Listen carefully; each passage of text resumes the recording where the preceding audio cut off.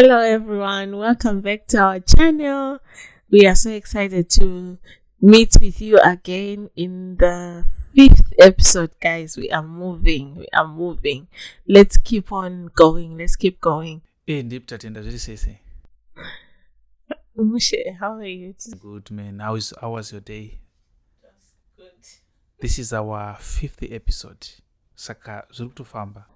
Yeah, we are moving. I can't believe the consistency. We are moving and we should keep on moving because, that's the right thing to do. Sometimes pandocheka ma views. Sometimes nomboita demotivated. Well, good things take time to build up. To see us doing and keeping on doing, it shows that the motivation is coming from within. So how was your day? How have you been doing? My day was like a mix of emotions. Yeah, I woke up on one side of the bed. I found myself on the other. Yeah, but it's been quite an eventful day for me. Yeah, but I'm happy I can sit down here and relax and just chill and talk to you and talk to everyone. Yeah. Hello guys, welcome to Afro Talk Live. We bring you the 5th episode. We are happy that you are keeping on, you are staying with us. Hope you are enjoying whatever information that we are giving and you are also learning, guys. Today we brought you another topic which is a little bit deep. So today we are talking about spouses complementing each other and spouses not competing. So the topic is spouses are not supposed to compete, but they are supposed to complement each other. Yes, but what you know what we always see, what is easy to do is to compete. Exactly. Or can we say there's a competition that can be beneficial to the family? Let's say we are competing to make money and to enrich the family. I think we have been brought up with the mentality that we just have to compete for each and everything.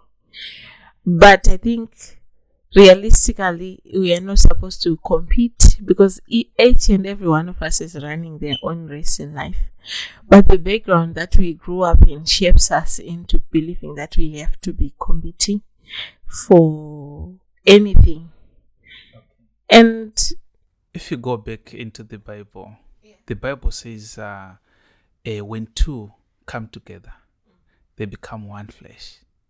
So like you said, as a family, as a couple, there's actually no need for us to compete. We are supposed to complement each other. But to dig further in this topic, we have to know the reason why people compete. If we can compete in small things, we can also compete in big things, right?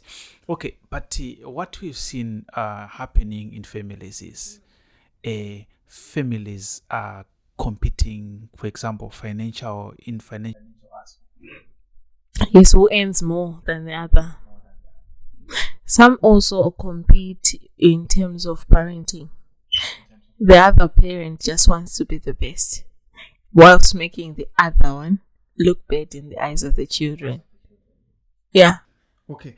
So on the financial part, I've seen the more reason why families end up competing is maybe when I'm working as your husband and you're not working, and I come to you, I give you $1, or I give you $1. Tatenda, this is for bread. Tomorrow I give you $5. On this $5, buy bread, buy rice.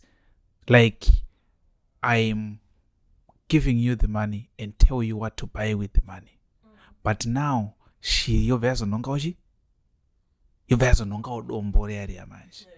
now you are getting more than me. Then sometimes other wives may want to pay back what the husband used to do. they want to do that double. Someone says if you give a wife, or if you give a woman an egg, she will give you a chick. Like you multiply. Yeah, not all women multiply. Just to put it out there, but yes, women are multipliers. On the income side, I want to say this: there are instances where husband and wife are both working. So this is the scenario I want to take. This is the side I want to take. We've got the husband and the wife; they are both working. Yes, and one partner earns more than the other. The competition can come about is who is providing more, and yes, who is bringing in more income in the house. And just from where we grew up, it's just a statement that's to put it out there. So this is the challenge that is now inside the home. So we have someone who is earning more, and it's mainly a challenge if this person is the woman, because men are not good at listening to their wives, because kantuti anemari ndiye mkuru and zvakuita sekuti the wife has an upper voice because you now have more money, so you become to control, right? It may just seem as if the wife is controlling, just because if it's in your head as a man that my wife earns more than me, so when she tells you something with regards to decisions of how to use money, the tendency is that the man will feel like actotongwa, like you want to take over, you want to control me. The original setup, from the biblical perspective, the man is supposed to be taking care of the family. Yes. So the wife is supposed to be the helper, right? That's why in our family setup of time ago, the wife used to be at home. Mm-hmm. The husband is working and supporting the family. But as time changes, there come a point where the wife or the family now saying, let's help each other, right? You are now helping me as your husband. So it means we're supposed to be complementing each other. The problem comes when that finance is now being given names like Tatenda is bringing more, Tinashe, you are bringing less. You get the point? That's where the competition comes in. And like you also said, it comes mostly from the woman side. I have heard a saying, someone saying, if a wife is not working for 10 years, no one may know. But if a husband is not working for 1 month, the whole family will know that he is not working and I am providing for him. Families should complement each other. Mm-hmm. So money should not be given names. That's one point. Yeah, money should not be given names. And I think I've had some encounters with you, partners who have worked together so well with their income such that they can build empires, because they are not competing as to who has more savings, who has more income, who is bringing in more, who is paying the bills, and who is doing what and who is doing what. They've actually worked together and they have done great things with the income that they are getting, because they decided, it's actually a decision to complement each other income wise.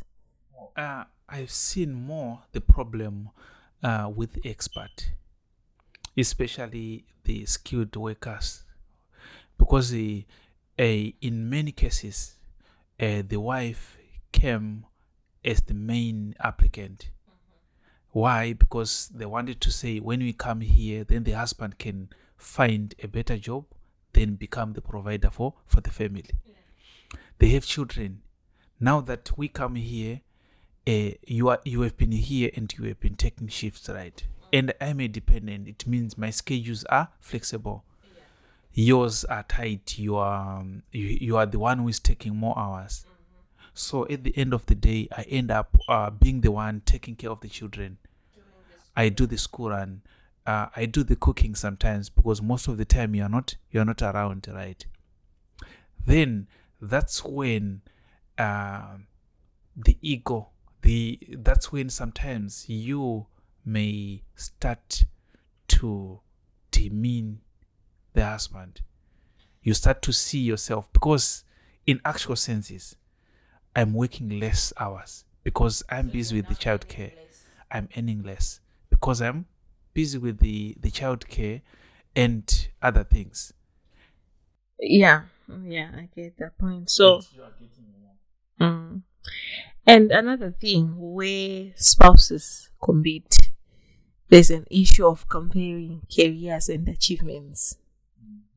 So, I have seen that some couples, they compete in terms of who has a better job than the other.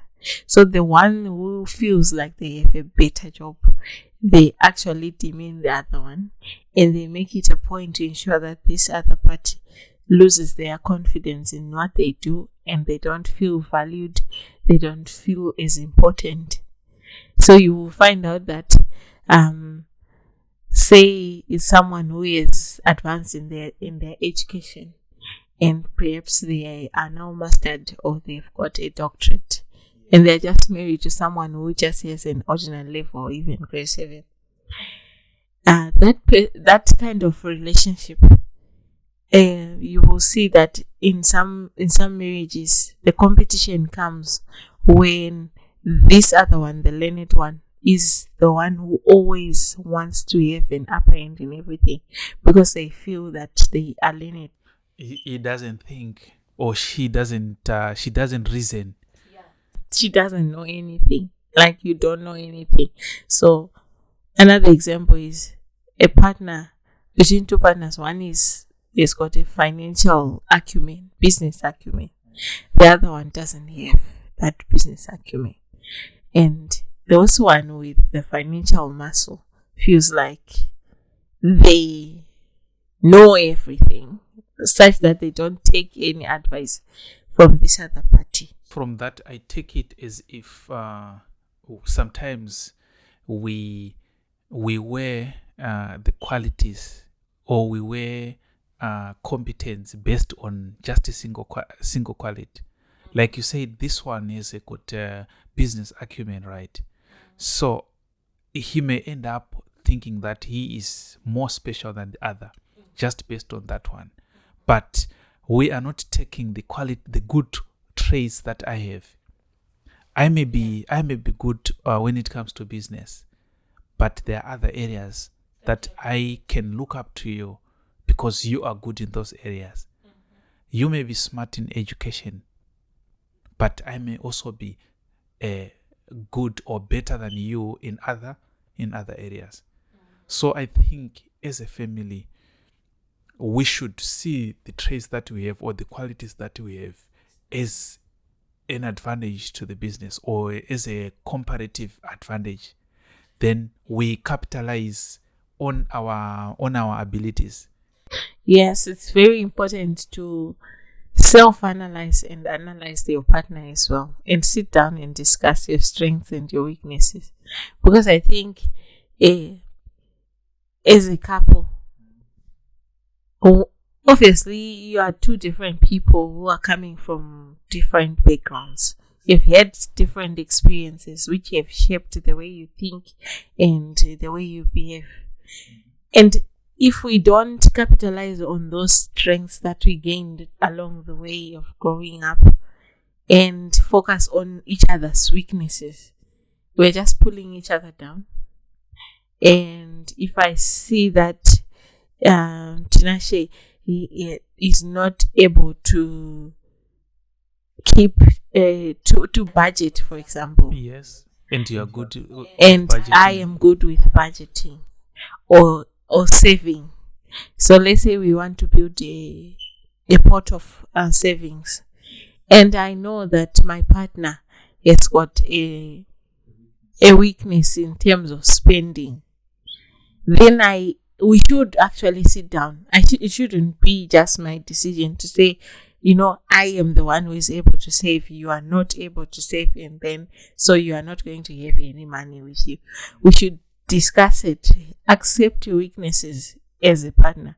Accept your strengths, and ensure that you both complement each other on that. Okay. And there's also this saying that we always hear, or I always hear, which says the husband's money is family money, and the wife's money is her money. I think that's one of the things that sparkle families, or that hate families, because now that we are in a foreign land, now you, the wife, you are earning more than me, right? But you said your money is your money, my money is our money. At the end of the day, I'm taking less shifts because I have to deal with childcare, right? You are taking more shift, and now you're earning more money, but you said your money is your money, my money is our money. That's one of the things that is hurting families. So, how do you think competition hurts the family setup? It's not easy for a family to grow when there's competition, because what we will do as my spouse or as my partner, I won't be able to see the good things that you can do, or the good things that as a family we can achieve because of the qualities that you have. But I will be looking for ways to be better than you. Like you gave an example where you are more educated than me. I know that you're educated than me, then I will try by all means to disqualify your education, to say, you know what, it's not about papers. You may have more papers, but I'm more wiser than you. On that one, let me just add something. I've come across this thing in some of the groups that I'm in, where a husband is learned and the wife is not yet learned, and the wife is got, so this couple, they have been married for 10 years, but when they got married, the husband was already up there advanced in education, but then the wife had to cut off education because she got pregnant. They got married early, and then she stopped going to school because there was no one to look after that. And the husband was saying, we will do it later, we will advance your education later, obviously because of financial reasons and stuff. Now it happens that the wife now wants to advance and progress in her education. The husband is now saying, we don't have money for that, we can't do that. But clearly the money is there, and because this wife comes from a family where they believe that education is important, the wife's parents are willing to be sponsoring the wife to further her education. And then the husband has the audacity to come and say, you cannot accept that financial support from your family because I'm the man. I say what goes. We don't have money, so you're not going to school. Then I think it goes to, can you say bullying or abuse? Yeah, because I think as a person, be it you are married, you are not married, I think you have the right to be educated, and it's your responsibility to make sure that you achieve what you want to achieve. Me as your husband, I may be there to support you, but sometimes if I don't support you, you should be able to stand for what you want. Yes, I believe marriage should not be a vision or dream killer. It should actually nurture individual visions and dreams. As the husband, as the man of the house, right? Of course, there are some decisions that they make for the family.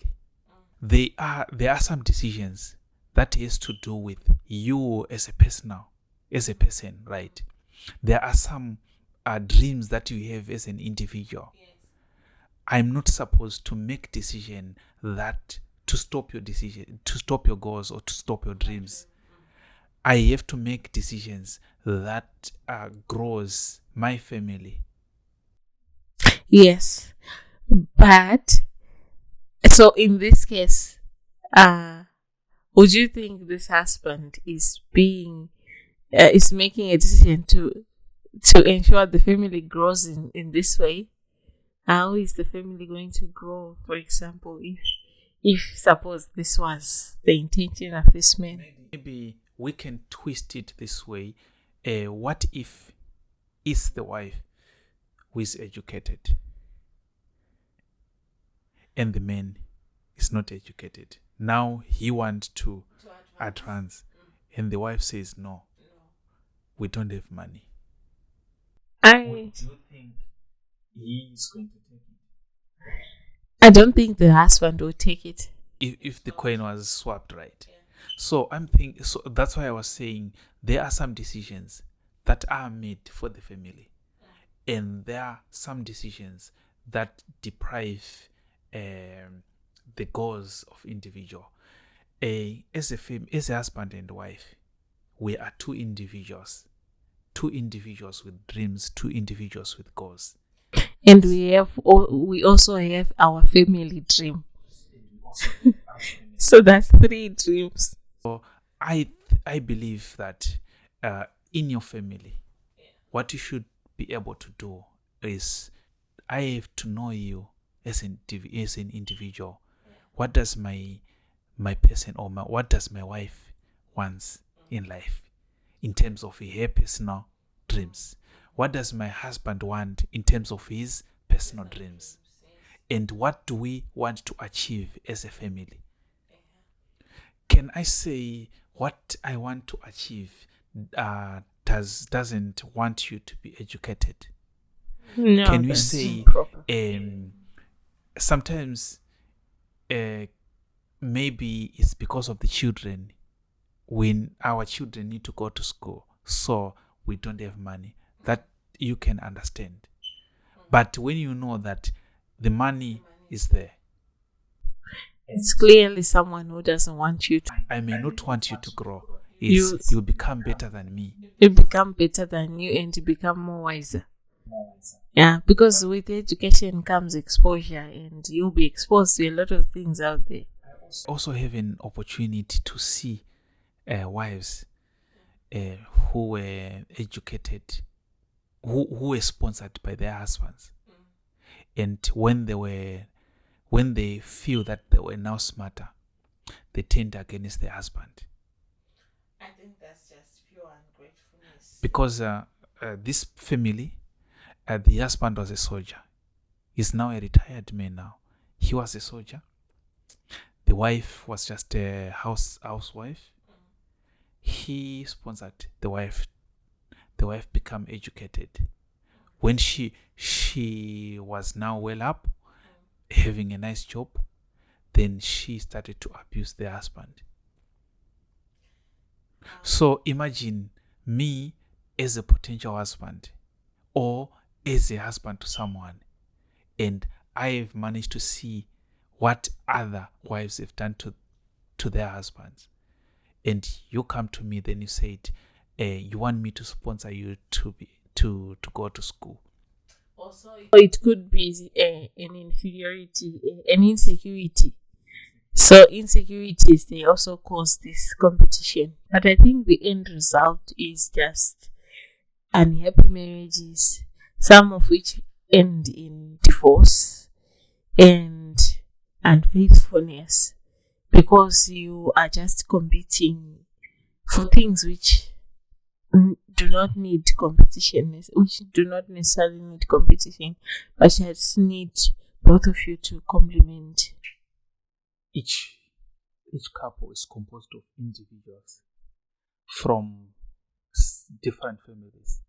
So we should respect each other's dreams and also create or develop a mutual dream that you can achieve as a family rather than competing, because at the end of the day there's nothing that you achieve. You'll be just pulling each other down. You just be pulling each other down, and you will just be hating each other, because there's nothing that hurts more than the person you love crushing what you believe, crushing your views, crushing your vision, and not believing in you. Sometimes, for example, if I am not an outspoken person, usually an introvert marries an extrovert. Yes. So if me being an introvert, Yes. I'm not that outspoken, and I've got a partner who is so outspoken, who can speak to anyone, who cares to listen, who is not scared of the public. I can learn from my partner. That's one. So I can learn from you, and I can also put you beside me to speak for me on my behalf when I cannot. So that's just complementing each other. You learn from your partner. Your partner supports you where you are weak, where you are not able. Your partner supports you. So that's basically the importance of complementing each other. Bringing it closer, for instance, in parenting, when it comes to kids, one partner has got this big voice. Usually the dads have got this big voice, but other dads are the softer ones. So between partners, you know who is softer and who is bolder when it comes to parenting. Because kids need a balance between the softness and the boldness for them to grow up well in a good environment, a good family setup. So as partners, we need to sit down and agree that we want the best for these kids. Because if we don't do that, you find that one parent is telling this child that, say, maybe they come in the middle of the night and say, I want ice cream. Mom, I want ice cream. Mom says no ice cream, is late. That same child will go to dad. Dad, I want ice cream. The dad says, you can go and take. Already that's a conflict in parenting. We are now conflicting each other, and kids will now have a preference. So maybe that's where the competition will start, because we all want to be loved by the children. So the father will be saying, I do this favor. Then mama will also loosen up. Then we start to spoil the children. Okay, so Tatinda, how do we complement each other? We should know each other. We must know each other's strengths and each other's weaknesses. So I should complement your weaknesses. So the world out there, they must not know your weaknesses, because I am there to cover them. Okay. And likewise, the world out there you must overshadow my weaknesses and be that person who shows up with your strengths covering my weaknesses, so that the world out there will not know my weaknesses.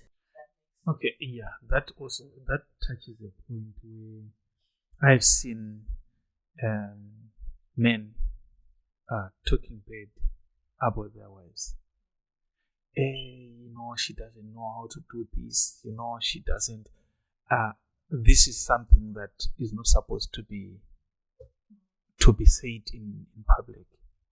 Yes. The weaknesses of your wife, the weaknesses of your husband, it's just for you to help him become a better man. You knowing those weaknesses, it's supposed to be, you're supposed to take advantage of knowing them and help him, empower him to become better. Then as the husband, also empower your wife to become better, so that people who will be seeing from outside of the family, they will envy the family and wish if they were part of that family. So as a family, like you said, we are not supposed to be pulling each other down, but we are supposed to uplift each other. That's how happy families start. And on the issue of finance, I think I don't know how other people manage their finances, but I've seen some who says it's the wife who takes care of the finance. All the cards, they stay with the wife. And there are some who says it's the father who decides how money is used. I think that's those different setups are there in different families. I would like to think that in that family where the wife has got all the cards, they must have agreed, looking at at the wife's strength, knowing that the wife can use money wisely and she knows what to do with money. And that's why she is entrusted to keep all the wallets or the Okay, you said these two, they might have agreed to do that, right? But on your personal level, what do you think? How do you think finances should be managed? I think communication and transparency are key factors when it comes to managing finances. So why do I say so? Because when we are both working and earning an income, as an example, I must know how much you're earning. You must know how much I'm earning. That's openness when it comes to communication. This helps us to align our plans, and we can discuss what we have. We know exactly how much we are going to get, and then we can plan how we are going to spend it. If we don't know, you might make your own plans in your own head, which will not come to fruition because you are assuming that I have this money when I don't. Transparency also comes into joint communication, where we have to speak the truth and nothing but the truth. It's like if you're earning $20, be open and be transparent to say I'm earning 20, not to say I'm just earning 100. Meanwhile, you've got another 400 that you've put on the side that you don't want me to know about. That just brings about unfaithfulness, because the moment I find out that you are hiding such information, I'm going to lose trust in you. And once the trust has been lost, trust me, nothing else is going to stay, because trust is one of the key fundamentals that holds a family together. Okay, so it means as a family, we are supposed to have an open communication when it comes to funds management. And I also believe from the scripture that we spoke about when we started, that as a family, two becomes one, right? So I believe when it comes to finance in a family, it's not supposed to be identified as pretenders, tenacious. But I believe if you're earning $500, I'm earning $200. We should we should know that we have $800. Your 500, my 300. We have $800 in the family. Then when we are planning, I believe we should be planning with the $800. Because the competition comes when you have the 500, I have the 300. Then at the end of the day, we will saying, okay, now when it comes to house bills, house rent, you pay half, I pay half. The groceries, you pay this, you pay this. The children, you take care of that, I take care of that. It means we are saying, I want my money to be spared. You are also saying, I want my money to be spared. But if it belongs to us, it means we can plan together. And at the end of the day, that's how complementing each other comes in. We know in our pot we have $800. So what do we want to do? I would like to further my education. You can say, I would like us to get this and that. We can start to budget because we know how much we are making.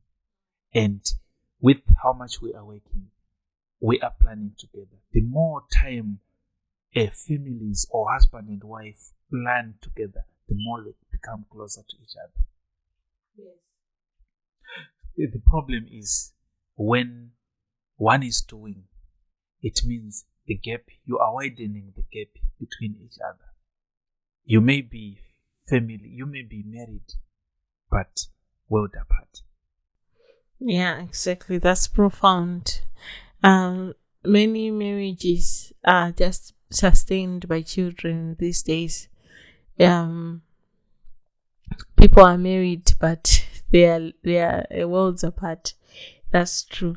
How do you think we can navigate the competition that exists between spouses when it comes to career and home life? I work because I want food. I work because I want shelter. Those are the two main reasons why we go to work. So I work because I want food for my family, food for me, shelter for my family, and shelter for me. So once we understand that those are the reasons why we are working, those are the reasons why we are upgrading our education, we will stop competing and complement each other. If you succeed in education, you get a good job, you earn more. It means our goal, which is food, we will have more food. That is the reason why we work. But that is not the main purpose why we are living. So let's say between a couple, the one partner works in a job that is highly demanding, and the other partner works in a lesser demanding job. How best do you think they can navigate the competition that exists when it comes to availability for the family, availability for the kids? Can you bring your example a little bit closer? Who is working in a demanding job and who is working in a less demanding job? Let's say the husband is working in a highly demanding job and the wife works in a less demanding job in terms of hours that they put in. So now the wife expects the husband to do some things for her and for the family, whilst like assisting with family, assisting in the house where a man is needed to assist. I will give you an example, like looking after the kids when he is available, like taking care of the house when he is available. Okay, I won't say taking care of the children is a burden or is something that we should struggle about. Okay, when you work, it might be scheduled. You are home, you are taking care of the children. As a helper, a wife is, that's what you are doing, right? When I'm home and the children are there, I should be able to spend time with those children. I've seen a lot of, I've experienced a lot when it comes to that one. I think I understand that area a little bit more. And where the father is very busy, right? And less time for the children. And the mother is spending time with the children. At the end of the day, the father, you will start to see as if the children doesn't love you or doesn't care about you. They love the mother. Why? Because they are spending more time with the mother, right?